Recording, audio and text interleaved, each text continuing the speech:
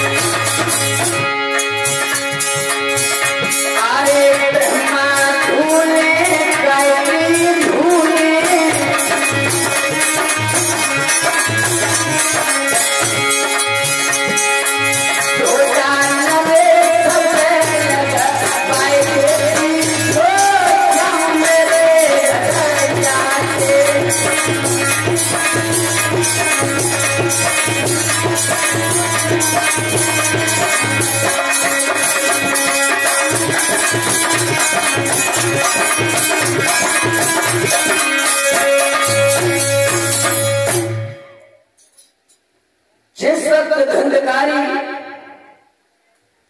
को मार दिया जाता है, अब तो धंधकारी जिस जगह गौकर्ण महाराज भगवान का भजन कर रहे थे, तो तरह तरह के रूप बना करके सामने से गुजरने लगा है। कभी मैना बनता है, कभी शूकर बनता है और आवाज लगाता है, हे गौकर्ण भैया मेरी रक्षा कर। गौकर्ण ने जब ये देखा, लौट करके घर आए, ध्यान लगा करके देखा है तो मालूम पड़ा है कि इस दुनिया में धुंधकारी नहीं है। और ये ध्यान रखना मां साहब,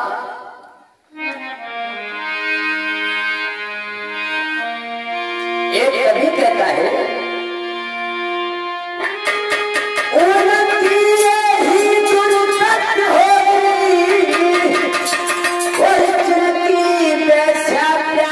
हो पति की नाय भई भलया तुम्हारी क्या हो।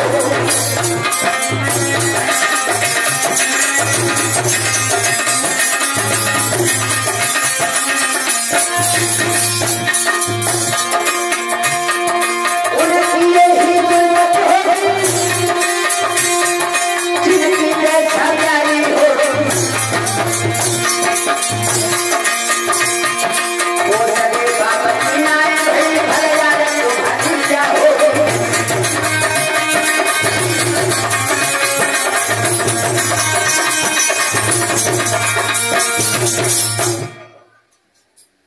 वैश्याओं के पास जब तक धुंधकारी दौलत ले जाता रहा तब तक वैश्याओं ने उसे प्रेम किया, और जिस वक्त दौलत को ले जाना बंद किया उसी वक्त वैश्याओं ने धुंधकारी को अपने रास्ते से हटा दिया।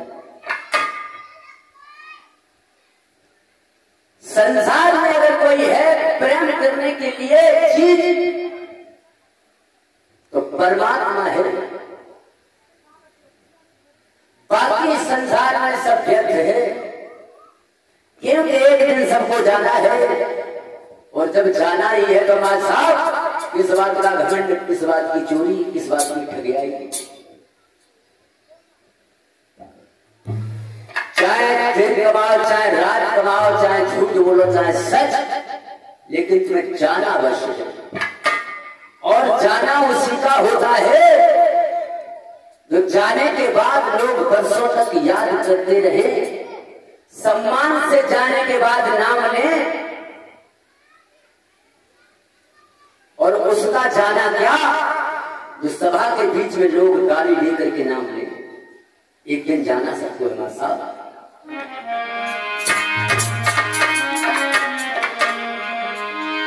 चले गए लंबरदार रुक ना पाए ठेकेदार,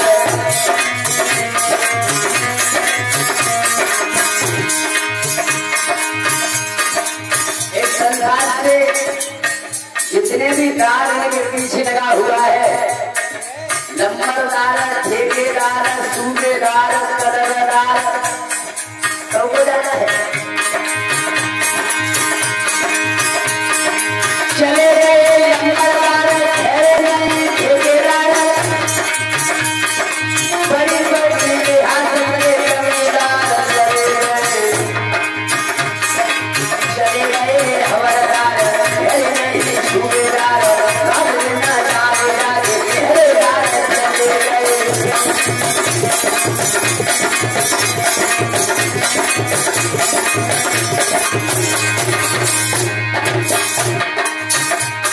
राजा महाराजा गए,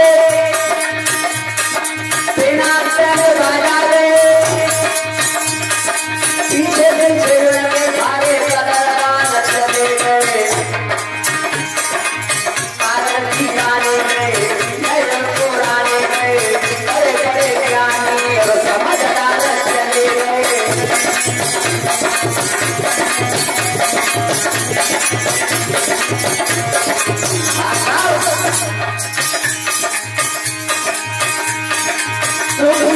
सुखी गए,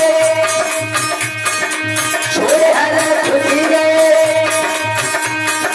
सारे के सारे हिंदू यही मालूम कहाँ से ले जाते हैं। आरे चले गए हर पीर बहादुर, सब दुनिया से चले गए, लेकिन जाने कहाँ चले गए, लेकिन जाने कहाँ चले गए।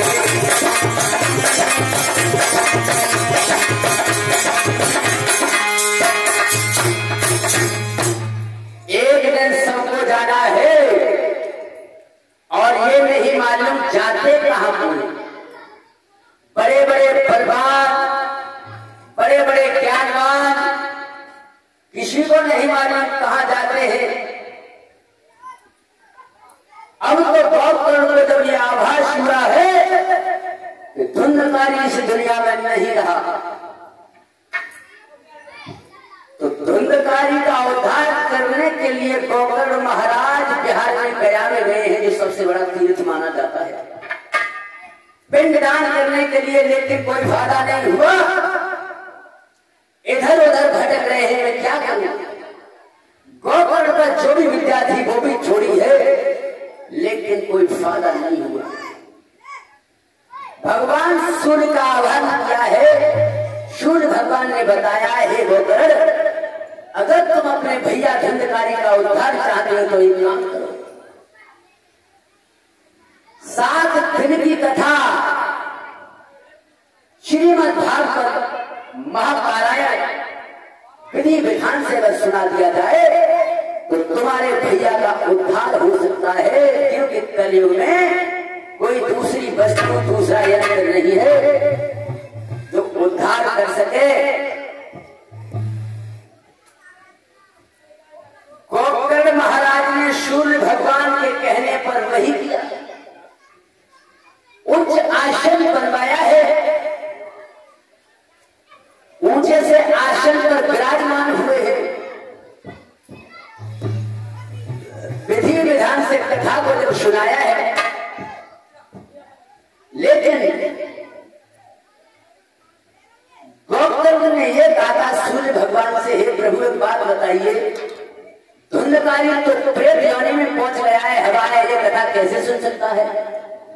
भगवान सूर्य ने बताया था कि एक 7 गांठ का हरा बांस लाना है और उसी में प्रेत आत्मा प्रवेश कर जाएगी और उसके बाद तुम कथा को सुनाना। ये जो 7 गांठ का बांस लगा हुआ है, कथा में जो व्यास लगवाते हैं, इसी के अंदर धुंधकारी प्रवेश करता है। धुंधकारी ने जब कथा को सुना, पहले दिन की कथा सुनी, दूसरे दिन की, तीसरे दिन की, 7 दिन की जब कथा सुनी है तो 7 बांस की गांठें फूट गई। 7 बांस की गांठें फूटने का मतलब यह है कि 7 गांठें पाप की छूट गई थी धुंधकारी की और उद्धार हो गया। और ऐसा कोई भी जीव नहीं है कि धुंधकारी जैसे लक्षण नहीं हो। धुंधकारी हम ही है, धुंधकारी हमारे मास्टर भी है, सतवी भैया। हर किसी के अंदर धुंधकारी का गुण होता है और गुण होता है। और ये 7 गांठ का जो मतलब बताया है, 7 गांठ ये समझ लीजिए कि जैसे ये बांस है वैसे ही हमारा शरीर है। हमारे शरीर के अंदर 7 गांठें होती हैं और एक गांठ जब हम यहां से जाते हैं भगवान के पास तो एक गांठ पाप की रोजाना फूटती है। 7वें दिन जाकर के 7 गांठें फूट जाती हैं और हम मृत्यु लोक को छोड़ करके चले जाते हैं परमात्मा के पास। ब्रह्मा ने 7 ही दिन बनाए हैं। हर जीव को 7 ही दिन जीना है, 8 दिन तक कोई नहीं जी सकता। 7 ही दिन में प्राणी आता है, 7 ही दिन में शादी करता है, 7 ही दिन में मां साहब सब कुछ करके चला जाता है। ये तो ब्रह्मा ने अपनी सृष्टि में 8वां दिन नहीं बनाया।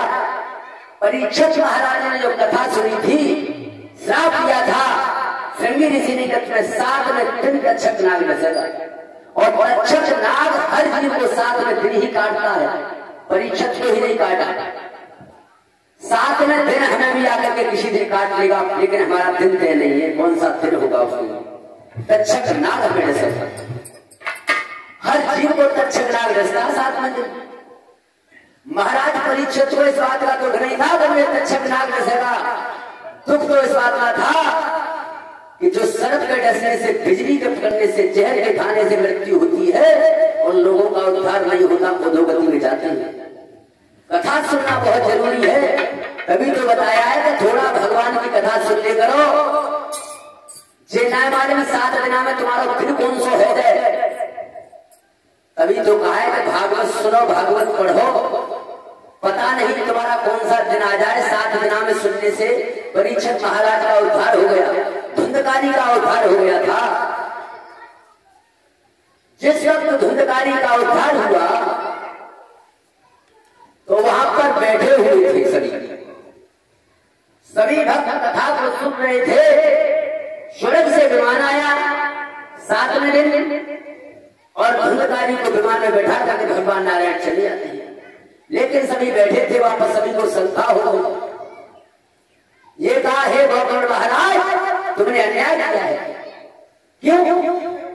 एक बात बताओ, तुम्हारा भैया इतना पापी, इतना पाप किया उसने, और कथा सुनने के बाद उसके लिए स्वर्ग से विमान आया है, उसका उद्धार हो गया, और हम लोगों ने कथा सुनी है, हमारा उद्धार क्यों नहीं हुआ?